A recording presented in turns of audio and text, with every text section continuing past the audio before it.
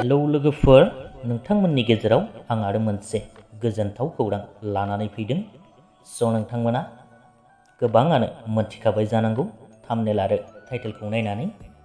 बेनो जादों लोगोफोर, बर'नि मुंदांखा मेथाइ रोजाबगिरि, बयजोंबो सिनायजाखानाय क'क्राझार जिल्लानिनो गसाइ दैमारि बिथाङा दिनै जुलि जाबाय आरो बिथाङा गावनि फेसबुक पस्टनि गेजेरजों गावनि गासै फेसबुक नायगिरि बिथांमोनजों लोगोसे बयखौबो गावनि गोथार जुलिनि साबायखर बावहरदों। बिथांनि बिसिनि मुङानो जादों पुर्निमा बर'। मेनि कंग्रेचुलेसन, हेप्पी मेरिड लाइफ आदा गसाइ आरो आब' पुर्निमा बिथांमोननिसिम।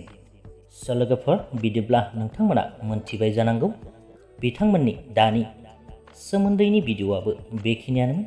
भिडिअ'खौ नायनानै मोजां मोनदोंब्ला लाइक खालामदो, लोगोसेनो चेनेलखौबो साबस्क्राइब खालामनानै लादो। गोजोन्थों।